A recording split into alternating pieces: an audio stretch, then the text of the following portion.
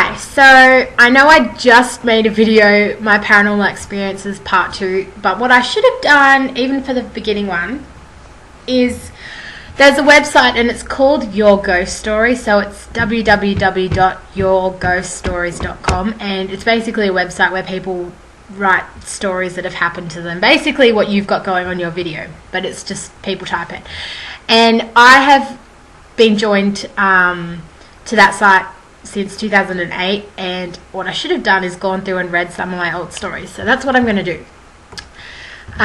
This isn't in any order just because I've already got the pages up, because I tried to record this video before and then the phone rang, and because I'm recording on my webcam I can't pause it, so I have to start it all over again. So anyway, basically the first story I'm going to talk about is, I was going to read them through, but because I just recorded, I've kind of already got it fresh in my head. So basically, this friend of ours in 2008, she was in hospital. She's okay now, but she had bowel cancer. She's alright now. And the hospital's called Royal Prince Alfred Hospital, or RPA. Like if you just Google it. Anyway, the outside of it looks like it hasn't. The outside has not been touched since it's been built, and the small entrance, the entrances into the hospital have not been changed. Once you go into the hospital, it's like completely like renovated and modern and stuff, but the outside isn't. And this has never happened to me before or after. I walked in and it was literally like a wall. Like I got hit with all these images, and I mean I have never seen these kind of outfits before this vision happened to me. I walked in and I wasn't physically seeing it, like I wasn't looking around seeing all the people, but I was mentally seeing it, but it was like I was seeing it. It was really weird. So I was just seeing like nurses in really, really, really old nurse uniforms, like the white pinafore things with like the veils and the Red Cross here, like carrying trays and running around. It was really weird. Anyway, I just tried to say then and anyway, and it came out as thenyway. New word. Such an idiot. We were on the way home and we stopped at a set of traffic lights, and there was a couple, and what I saw a little girl standing there waiting to cross the road. And the little girl, the couple was like freaking gorgeous, like they looked like freaking movie stars. They had bleach blonde hair. The girl was gorgeous, skinny, high heels, you know, all that shit. And I saw a little girl standing there in like brown flary, like I think it's called corduroy pants. Like it's like the velvet material that has like the stripes through it. I don't know what it's called. I think it's called corduroy. Anyway, she was wearing those pants. I can still remember exactly what she looked like. And she had like a shirt that kind of ended like there, and it was striped. It was like white and mustard coloured stripes or something. I don't remember. Maybe it wasn't striped. I don't know. And she had like a... Did I just close that? No, okay, good. She had like a 60s, like a bob cut. Like, it was like that short, and she had a front fridge. And she had a loaf of bread, and she had it over her shoulder, and she was just waiting at the traffic lights, like, patiently. And I said to Mum said to me, oh my God, look how pretty, like, that girl is. Like, they look like movie stars, like they look like the perfect couple.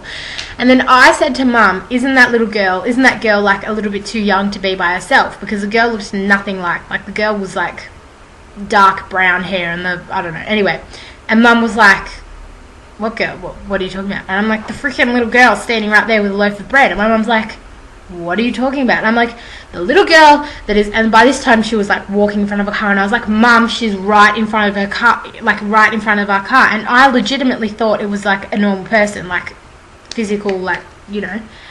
And my Mum's like, I can't see anyone. And I was like, she's walking that way.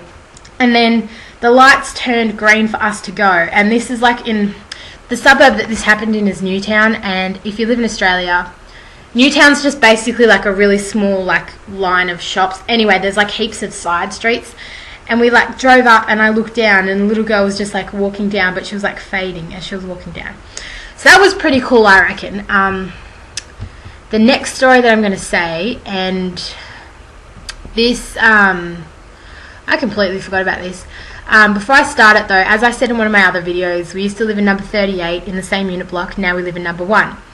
Before I say it, this story that I'm about to say happened in Unit 38, but the one I'm going to just quickly say before I forget to say it happened in this unit now. when I was still with my ex, he would come over and he always wore socks with his like Converse shoes, whatever. And whoops, sorry.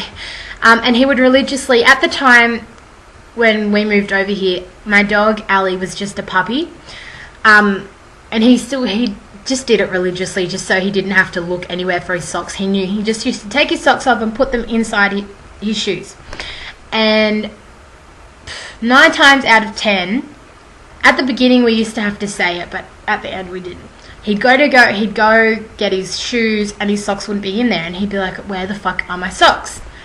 Anyway, we would literally walk into my hallway and say, whoever stole Sean's socks, can you please give them back, because he needs to leave, he's going to miss his train, don't worry, he'll come back on whatever day.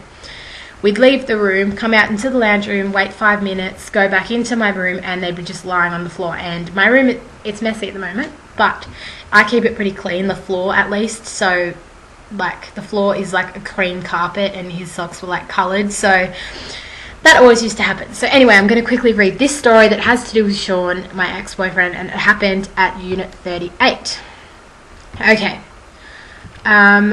Basically, just to set the scene, Sean always used to wear like this silver ring, and he gave it to me to wear, but it was a bit big on my fingers. I'd wear it throughout the day, but then at night I would religiously, like I'm not even joking, put it on top of this little gold mark box, this little like jewelry box, like box that has like a really expensive bracelet of mine in it. I'd put it on top of that box, and I did it religiously because like it's not my ring, so I like wouldn't just be lousy with it and put it anywhere. I did it every night religiously. Okay, so now you got that down. Alright. Last Sunday I spent the day with him. We went shopping, and then obviously this wasn't last Sunday, this happened in 2009.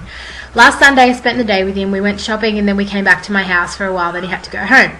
That night, as usual, before bed, I took the ring off, placed it on top of the box, yada yada yada. The next morning, after I'd showered, I went to get the ring to wear it, and it wasn't there. I searched the whole room, the whole house. I asked my mum if she'd moved it. I didn't know why. I was just like, well, maybe she moved it. And she said that she hadn't been in my room for the time I went to bed the night before until I got up. It led me to think, alright, this is a little weird. May have just fallen somewhere, like behind a bookshelf, under my bed, I don't know, next to something that I can't see. And then I thought to myself, well, because this was when we were still at number 38, the other unit, I said to myself, well, we're moving in June, so like it'll turn up then. Monday night had passed, I still hadn't found it. Tuesday, still no sign, and I was like panicking because I was like, shit, if he asks me where his ring is, I can't say, well, I've just lost it. Then Tuesday night, my mum's best friend came over for dinner, and we had told her that like the ring had gone missing, and she knows what we're like. So I had something in my room to show them, like a folder or something. And as a joke, when we were walking into my room, my mum's best friend Darylyn was like, alright, whoever's got Courtney's ring, can you please put it back on the dining table, because it isn't hers, it's Sean's, and he's going to be really upset because it's his ring, not hers. She can't lose it. She said it as a joke. She wasn't being serious, like me and Sean used to be with the socks, you know. And I finished showing them whatever I had to show them, and let me tell you that I cleared the table, right? Before we got up, I took the cutlery, I took the plates, I took the placemats. There was nothing on the table. Like at the moment, like lately I've been putting shit on the table, but back then the table used to be spotless. There was nothing on it. So, alright. So we walk back into the lounge room, and the ring is just sitting there on the table. I'm not joking you. I know it sounds like I'm making it up, but let me fucking tell you, I am not making this up. And I was literally like, holy shit, I was speechless. And like I've got something in my eye. Stuff still goes missing sometimes, like it's really little shit, like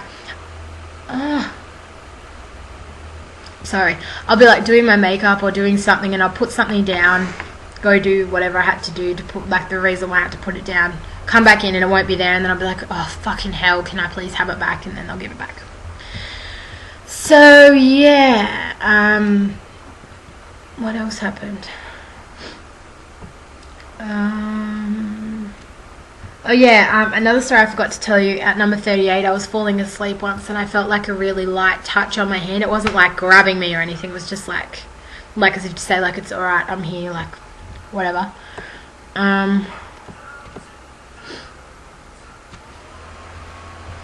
Sorry, I'm just like quickly flicking through the...